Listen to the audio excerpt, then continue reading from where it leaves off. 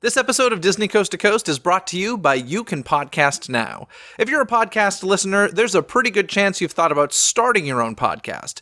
And I say go for it. It's certainly been a good thing for me, but perhaps you're not quite sure how to get started.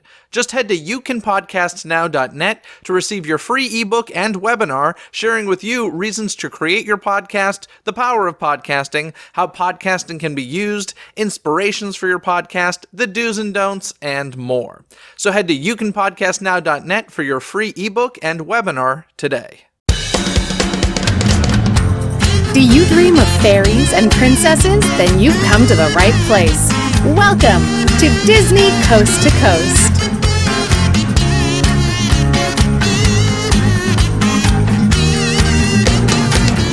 Hey folks, and welcome to Disney Coast to Coast, the ultimate unofficial Disney fan podcast. I'm Jeff DePauli, and in today's House of Mouse headlines, there's a new location to celebrate Epcot's history and see the new stuff coming, plus the updated Disney Wonder is ready for the high seas. That and so much more, so let's get to it. Hear the latest news from the Walt Disney Company in today's House of Mouse headlines. This past summer at the D23 Expo, we learned that Disney Stores was teaming up with Target stores to sell Disney merchandise in areas dedicated solely to Disney in certain Target locations.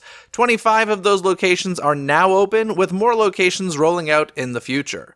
The locations where you can now visit these Disney shops include Allen, Texas, Austin, Texas, Bozeman, Montana, Brighton, Michigan, Chicago, Illinois, Clearwater, Florida, Denver, Colorado, Edmond, Oklahoma, Euless, Texas, Spring, Texas, Jacksonville, Florida, Kaiser, Oregon, Lake Stevens, Washington, Leesburg, Virginia, Loveland, Colorado, Maple Grove, Minnesota, Mobile, Alabama, Murrieta, California, New Lenox, Illinois, Pasadena, Texas, Philadelphia, Pennsylvania, San Jose, California, South Jordan, Utah, Stroudsburg, Pennsylvania, and Clarksville, Indiana. Whew. So, if any of those locations I just listed sounded familiar and close to your home, you can now check out the new Disney merchandise available in your backyard. Speaking of shopping, this past Friday launched Triple Force Friday and Frozen Fan Fest featuring new Star Wars and Frozen merchandise. Of course, lines formed at World of Disney stores for the new merch, but don't worry if you don't have a World of Disney near you. You can shop for most of the same merchandise over at shopdisney.com. Speaking of Frozen, we got a new look at Frozen 2. This time, Disney released a video featuring a new song from the film. The song is called Into the Unknown, and it's sung by Elsa. You may have heard this song at the D23 Expo. Even though we heard the song in this new video, it didn't really show us that portion of the film. Instead, they played the new song over a lot of action sequences from the film. It looks like Frozen 2 will be action-packed. As a reminder, the release of Frozen 2 is on November 22nd, which will be here before we know it.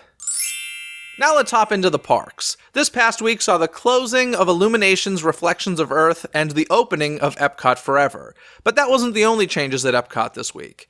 Epcot continues the biggest transformation of any Disney theme park in history, developing groundbreaking attractions, magnificent new landscapes, and unforgettable entertainment spectaculars. Guests are now invited to see an exciting glimpse into this bright future when they visit Walt Disney Imagineering Presents The Epcot Experience, an engaging and immersive new showcase of exciting changes on the way for this beloved theme park. The Epcot Experience provides the first in-depth look at the park's transformation, blending cutting-edge technology and fun with personal moments to create an environment that honors everything guests love about Epcot. Located inside the Odyssey Events Pavilion, the Epcot Experience invites guests into a multifaceted celebration of the past, present, and future of the park.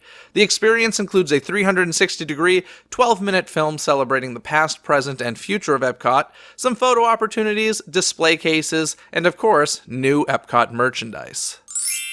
This past week also saw the opening of the Disney Skyliner, offering a new form of free transportation at Walt Disney World.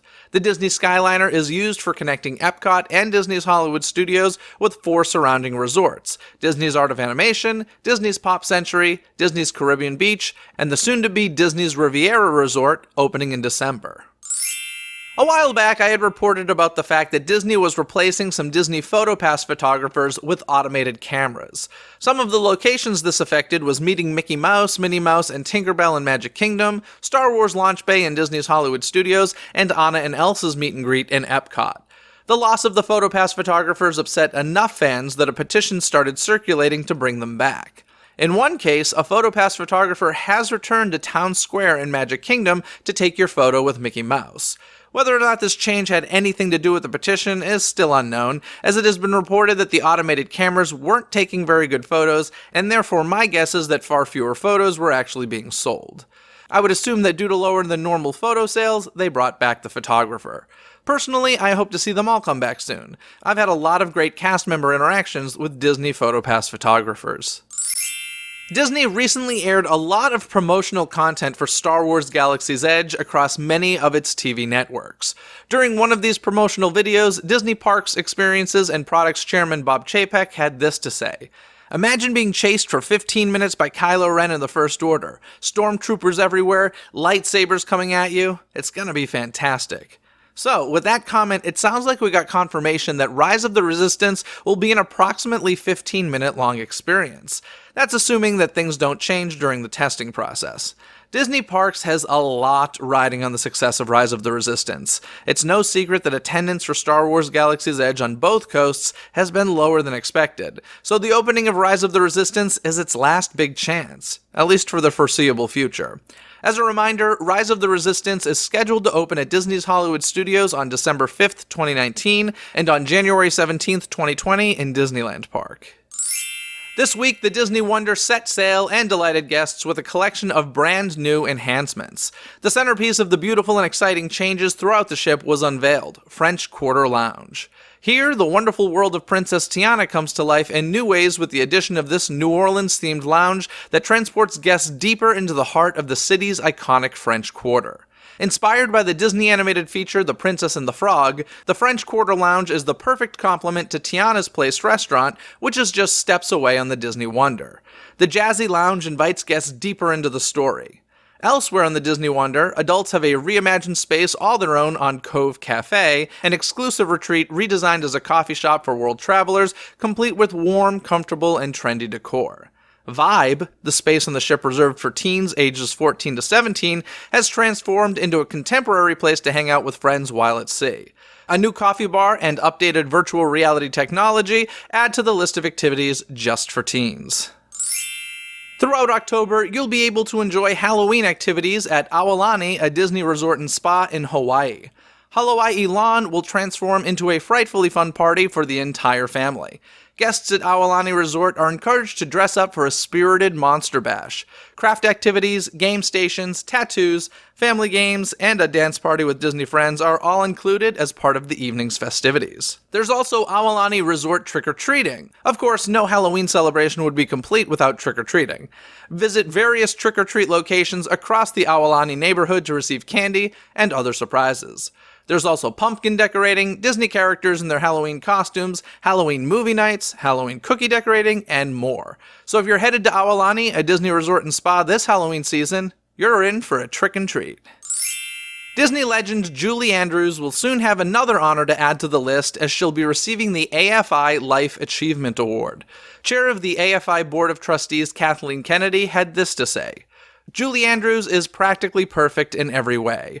Her talents across time have inspired a shared sense of joy across generations, and her gifts to our cultural heritage are a testament to the power of this art form to bring us together when we need it most. AFI is proud to sing her praises with its 48th Life Achievement Award.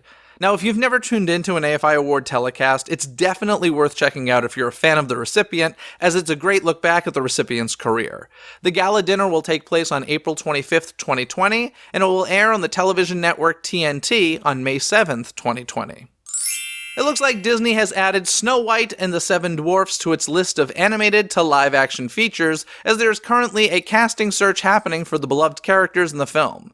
Director of The Amazing Spider-Man, Mark Webb, is set to direct the film this upcoming March. Justin Paul and Benji Pasek are also set to create brand new music for the film, as they did with the live-action Aladdin.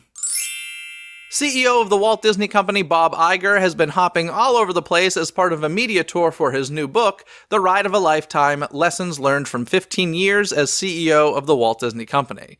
I mention this because I caught an interview with him on OWN, the Oprah Winfrey Network, on her show Super Soul Sunday. I thought it was very interesting and definitely worth watching if you have the opportunity. I'm sure it's still available on demand or on the OWN app, so if you have a chance, be sure to check it out. Now let's jump to this week's Twitter poll where I asked you folks, based on what you've seen of Oogie Boogie Bash and previous Halloween parties in Disneyland Park, would you rather attend a Halloween party in, your options were Disneyland Park or Disney California Adventure? In last place was Disneyland Park with only 27% of the votes, and most of you said Disney California Adventure as it got a whopping 73% of the votes. Be sure to tune into this upcoming Wednesday's episode of Disney Coast to Coast because I tell you all about my experience at the Oogie Boogie Bash. Do you agree with the results of this Twitter poll? Make your voice heard by following Disney CTC on Twitter and taking part in the Twitter poll every week. That's DIZNEYCTC on Twitter. But that username DisneyCTC is also used on Instagram and Facebook along with Twitter. And if you want a shout out on the show, head over to Apple Podcasts and leave a 5-star rating and review. Just make sure you remember to leave that review or else I don't get to see the username of the people leaving just a rating. Now this episode of Disney Coast to Coast was produced by Philip Elke, who has supported the show through Patreon. If you'd like to become a DCTC producer or gain other rewards, including early access to episode, live stream Q&As, and more, information can be found at patreon.com/DisneyCTC. That's patreon.com/DIZNEYCTC. Other than that, folks, have a magical day. Bye! Thanks for listening to Disney Coast to Coast. Have a magical day. Disney Coast to Coast is produced and hosted by Jeff DePauli. Learn more about the podcast and become a supporter at DisneyCoastToCoast.com.